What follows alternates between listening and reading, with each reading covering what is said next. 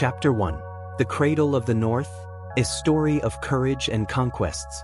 Porto, a city that stands proudly in the north of Portugal, is not just a collection of streets and old buildings. It's a place where time seems to fold upon itself, weaving the past and present together in a fascinating way.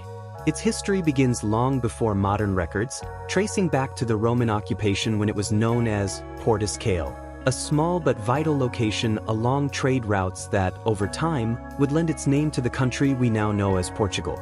But Porto, as a city, soon transcended its role as a mere trading port, becoming a crucial point in the nation's most decisive moments, like a key piece in a complex chess game. Throughout the centuries, Porto held a central position in both Portugal's economy and politics. However, it was during the Middle Ages that the city began to emerge as a hub of commerce, protected by walls that sheltered a thriving and hardworking community. The Douro River, the city's lifeblood, played an essential role in its economy, carrying goods to and from the heart of Portugal. But more than anything else, it was the wine industry that came to define Porto's character. Even today, port wine is renowned worldwide, a direct legacy of the times when river trade was the backbone of the city. The traditional Rebelo boats were the lifeblood of the Douro, ferrying barrels of wine across to Vila Nova de Gaia, on the other side of the river. Wine thus became not only a valuable commodity but also a symbol of Porto's resilience and skill. However, Porto was never just a trading city. Its true essence, what sets it apart from so many other cities, is the indomitable spirit of its people. Porto is a city of resistance, revolutions, and a fight for freedom. This became dramatically evident in the 19th century, when Portugal was swept by the Liberal Wars. Between 1832 and 1833, Porto was besieged by absolutist forces during one of the city's most famous episodes, the Siege of Porto. For an entire year, the citizens of Porto resisted bravely, facing hunger, disease, and constant bombardment, but never bowing their heads. The stories of courage during the siege are many, shaping the city's collective identity and earning its people the nickname Tripeiros, a reference to their sacrifice of eating only tripe while the better cuts of meat were sent to feed the troops. This fierce resistance wasn't just an isolated event, it was a reflection of the city's character throughout its history. More than any other place, Porto embodies the spirit of freedom and the fight against oppression. This strength can be seen not only in times of war but also in periods of peace. Walking through its streets, especially in historic areas like Ribeira, you can't help but feel the weight of the past mixed with the pulse of the present. Every building, every street seems to tell a story of resistance and renewal. Porto has also long been a center of vibrant culture. Although often overshadowed by Lisbon, the city cultivated an environment where the arts flourished. Artists, writers, and architects found fertile ground for their creations in Porto.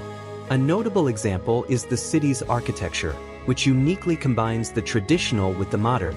The colorful houses of Ribeira contrast with the grandeur of the Clérigos Tower, while the modernity of the Casa de Música, designed by the renowned architect Rem Koolhaas, points to the city's future. This juxtaposition of styles reflects Porto's essence, a city deeply rooted in tradition but never afraid to embrace the new. Yet there is something even more profound felt when walking through Porto's streets, a kind of mysticism that seems to permeate the air.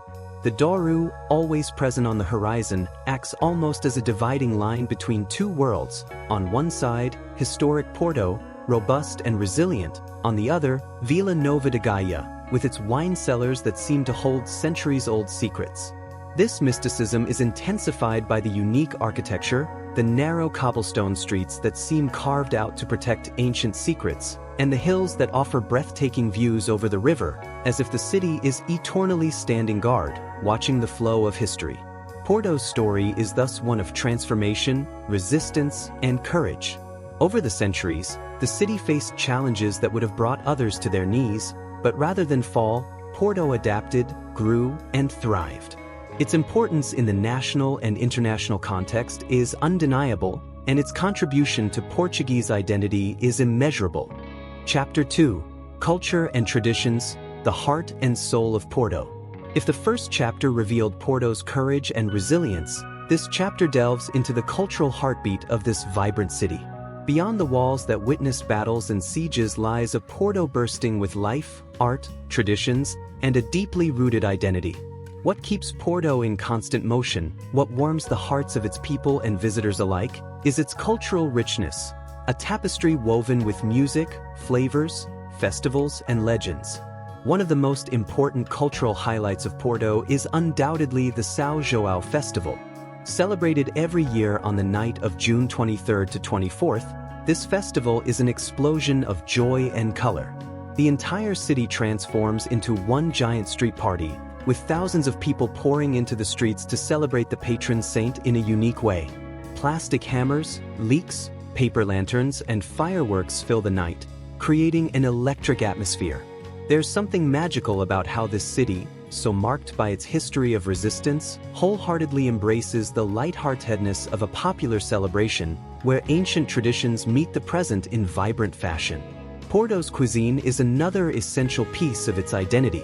You can't talk about Porto without mentioning the famous francesinha, one of the city's most iconic dishes.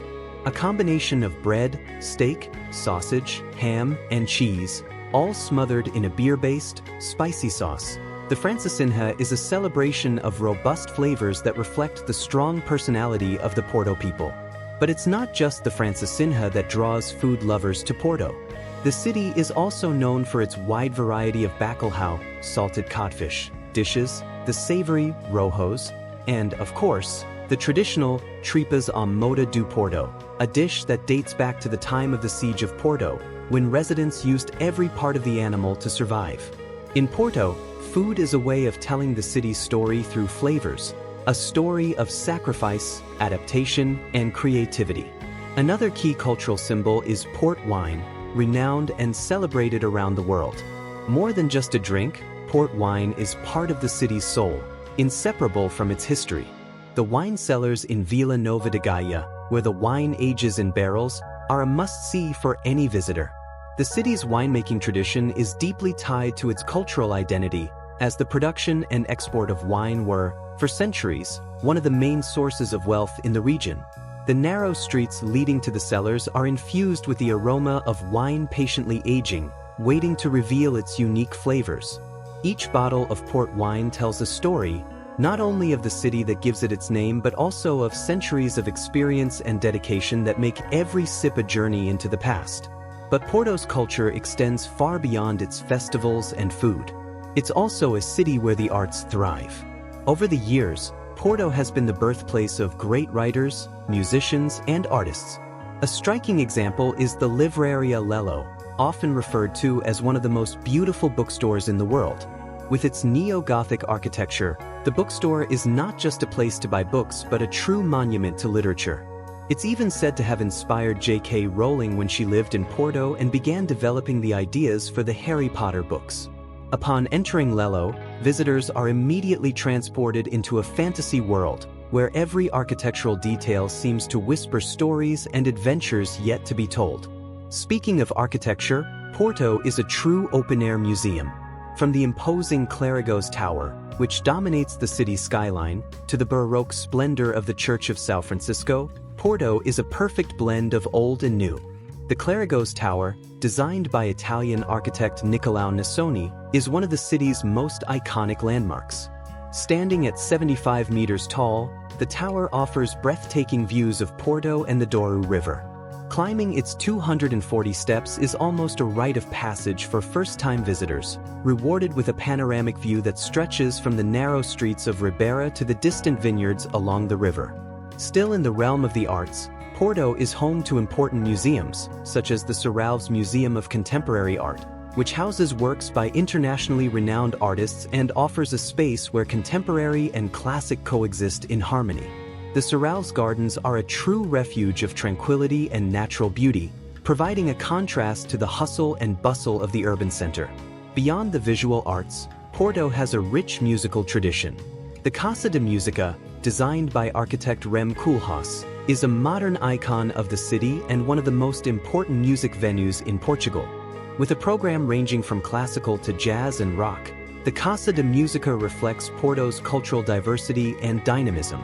No matter the time of year, there's always a performance or concert happening, attracting both music lovers and those curious to explore the city's vibrant artistic scene. As you can see, Porto is much more than its stone streets and historic buildings. It's a living city where culture manifests itself at every corner, whether through a lively celebration, a flavorful meal, or a majestic monument. This city, with its vibrant soul and indomitable spirit, continues to draw visitors from around the world, who fall in love with Porto and everything it has to offer. However, there's still more to discover in this journey. In the next chapter, we will explore Porto's most iconic tourist attractions and the secrets they hold, revealing a city that continues to surprise and delight with every new discovery. Chapter 3: Secrets and Charms, a tour through Porto's treasures. If the previous chapters revealed Porto's resilience and cultural warmth, this final chapter invites the reader to walk through the streets of the city and discover its most iconic treasures. Porto, with its diverse landscape and striking architecture, is a true open-air treasure trove where every street, every square, and every building tells a part of its rich narrative. As you explore its tourist attractions, you're led on a journey of discovery that goes beyond the surface, revealing the secrets that make this city a truly unforgettable destination. The journey through Porto begins in its oldest district, the Ribeira. A UNESCO World Heritage Site since 1996, this neighborhood is the historical heart of the city, where the colorful facades of the houses seem to spill down the hillside toward the Douro River. Ribeira, with its narrow, winding streets, is a place where the past feels suspended in the air. As you wander through its alleys, you can feel Porto's soul in every corner. Here, restaurants and cafes hug the riverbank, offering stunning views of the Dom Luisai Bridge, one of the city's most beautiful and recognizable structures. Designed by a student of Gustave Eiffel, the Iron Bridge is a symbol of Porto, connecting both sides of the Douro and offering a magnificent view of the city from its upper deck, reserved for pedestrians and the metro. But Porto holds other secrets beyond its breathtaking views. Climbing the hill from Ribeira, you'll find the imposing Porto Cathedral, or Sé do Porto. This cathedral, with its blend of Romanesque and Gothic styles, is one of the city's oldest monuments. Built in the 12th century, Porto Cathedral dominates the landscape with its sturdy, austere presence. Stepping inside, visitors are transported back in time, with its silent cloisters and solemn atmosphere. The cathedral's terrace offers a unique panorama of Porto's rooftops and the river, making the visit a moment of reflection and contemplation. Just a short walk from the cathedral is São Bento train station, another of Porto's hidden gems. It may seem odd to include a train station among the city's top tourist spots, but São Bento is no ordinary station. As you step into the main hall, your eyes are immediately drawn to the impressive tile panels adorning the walls. More than 20,000 tiles depict scenes from Portugal's history, from medieval battles to traditional rural life. The detail and beauty of this artwork makes São Bento much more than a transit hub. It's a true art gallery that captures the essence of Portuguese history and culture. Leaving the historic center and heading toward the banks of the Douro, a must-visit stop is the iconic Church of São Francisco. While its Gothic exterior may seem modest, the interior of this church hides one of the most extraordinary examples of gilded woodwork in Portugal. Nearly every inch of the church is covered in gold leaf, with such intricate detail that it dazzles the eye. The amount of gold used is so abundant that it said visitors feel as if they're bathed in golden light upon entering. This church is a true hidden gem, where the splendor of sacred art reaches its peak. Another essential stop is the Palácio da Bolsa, a building that reflects the city's economic power during the 19th century. The former headquarters of Porto's commercial association, the Palácio da Bolsa is a monument to the wealth and ambition of the city's bourgeoisie at the time. Its Arab hall, inspired by the Moorish decorations of the Alhambra, is breathtaking and transports visitors to a setting straight out of the 1001 Nights. The building also frequently hosts cultural events and exhibitions, making it a vibrant space where past and present meet. Yet we can't talk about Porto's treasures without mentioning the iconic Clérigos Tower. Perhaps the city's most recognizable monument and one of its most visited tourist spots. Climbing the 240 steps to the top of the tower is no easy feat, but the reward is one of the most spectacular views in Porto. From the top, you can see the city in all directions. Its churches, the river, the hills, and the neighborhood stretching out as far as the eye can see. The Clérigos Tower stands as a symbol of perseverance and determination, much like the city itself. Nearby, along Rua das Carmelitas, you'll find the famous Livraria Lello, which attracts visitors from all over the world. Often described as one of the most beautiful bookstores in the world, Lello is a true temple for book lovers. Its wooden staircase, which spirals through the center of the bookstore, is a work of art in itself and has inspired writers and filmmakers alike, with connections to the magical universe of Harry Potter. Stepping into Livraria Lello is like entering a world of fantasy, where every book seems to hold a mystery waiting to be uncovered. Finally, for those seeking a moment of peace and reflection, the Jardins do Palacio de Cristal, Crystal Palace Gardens, offer a green refuge in the heart of the city. With panoramic views of the Douro River and tree-lined paths that provide shade and tranquility, the gardens are the perfect place to escape the city's hustle and bustle and enjoy some serenity. During the summer, the space becomes even more vibrant, with cultural events and outdoor markets that attract both locals and tourists alike. Thus, Porto, with its secrets and charms, reveals itself as a multifaceted city where every visitor can find something captivating. Whether it's the historical monuments, hidden corners, or breathtaking views, Porto is a city that lives and breathes its history while embracing its future.